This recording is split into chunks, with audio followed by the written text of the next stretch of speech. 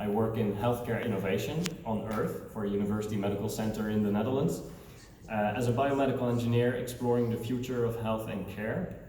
But today I'd like to take you to space.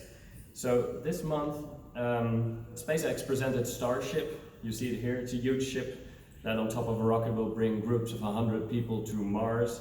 NASA is setting the 2024 as a target for humans to set foot on the moon again, after we last did a century ago. And I heard Mr. Bridenstine say 2035 to be on Mars even.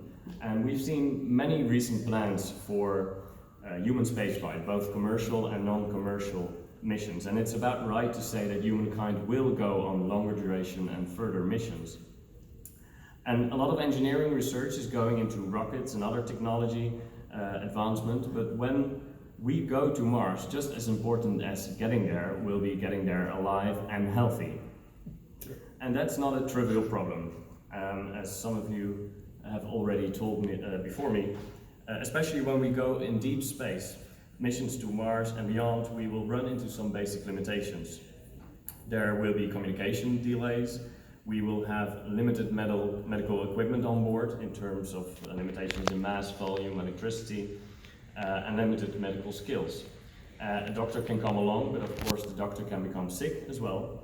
And of course, at last, emergency evacuation is no longer an option. So therefore, we will need a sense of medical autonomy for those astronauts on the go. And of course, we will send the most healthy human beings on such a mission, but a 3-year trip is a long time to stay healthy in the extreme environment of outer space. And if not physical problems, then maybe psychological issues might arise and become a risk to the success of the mission. And the crew themselves will need to deal with that. So anecdotal evidence suggests that fixed-term missions can be divided in quarters. In the first quarter, everything is new and exciting. There's new experiences, while in the second quarter, they begin to experience some routine. But crucial, however, is that third quarter. Boredom arises and small issues may tend to lead to irritations between crew members, and therefore most conflicts are experienced during this time. And as a member of a crew of 6, you might have had enough of the other 5 phases around you when you're 2 years into a trip, and you may want to talk about stress relief. So in this extreme environment and the scarcity of resources, this requires an innovative approach. And in this quest for medical autonomy, we argue that we can learn from trends in healthcare and healthcare innovation on Earth, as we see growing numbers of depression and loneliness down here.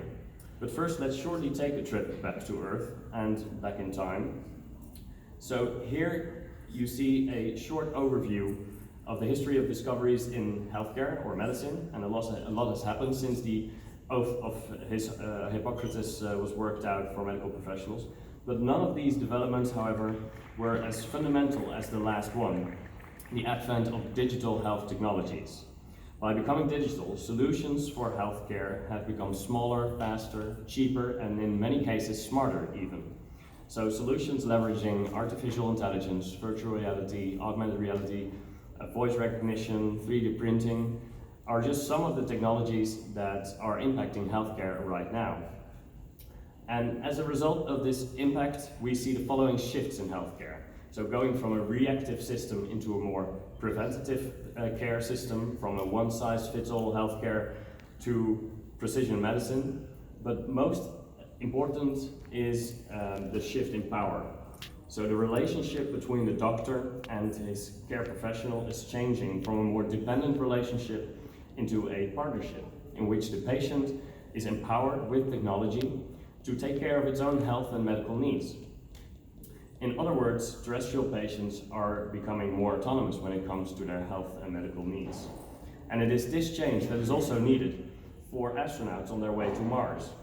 A different relationship between astronauts and their doctors in mission control is needed, and this can be achieved by leveraging new health technologies. So in this way, both worlds can learn a lot from each other. So let me give you some terrestrial examples. The first signs of technologies coming in the hands of people or patients rather than professionals are tools like this triage app called Babylon Health.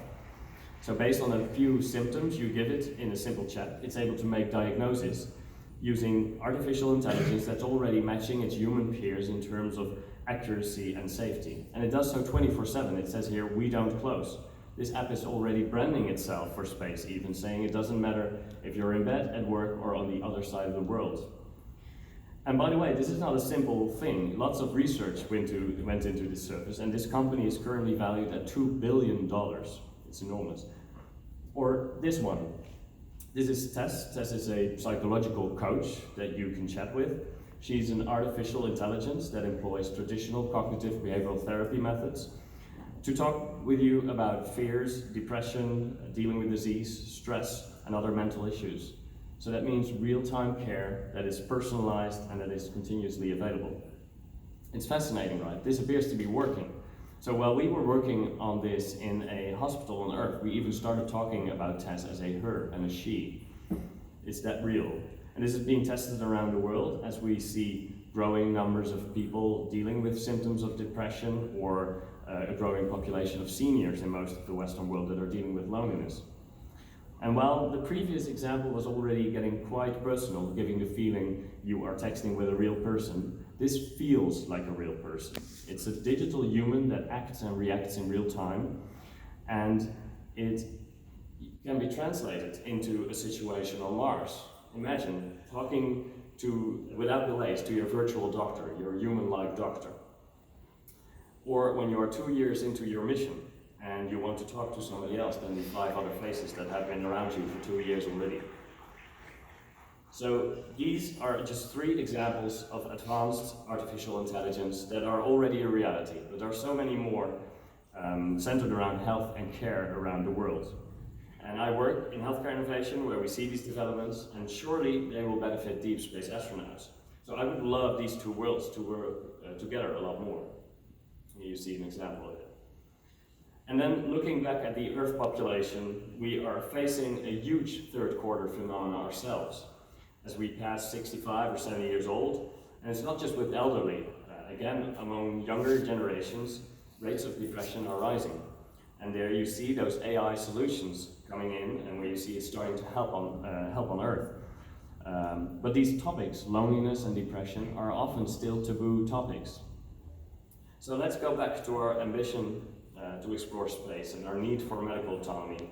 The value of this cycle is translating insights from Earth to space, and then the other way around as well. We regard astronauts as being role models. We put them on a pedestal. We ask them to inspire generations of youth. And I believe that if we can show that astronauts are benefiting from using these new solutions, it will lower a barrier for people on Earth. Instead of the other way around, now people would say, if this could work in space, it might just work for me down here.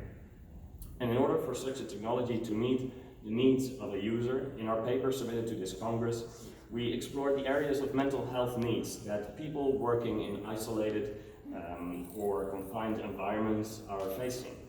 And we found they were to be categorized in 3 domains: interpersonal relationships, a sense of achievement and personal development, and psychological health-related issues and practices. And in all these areas, we've compared these needs in the paper with specific solutions already being tested on Earth. We've also tested ourselves some of these virtual personal assistants, as we got them, to help people with chronic conditions on Earth and help them maintain a healthier lifestyle.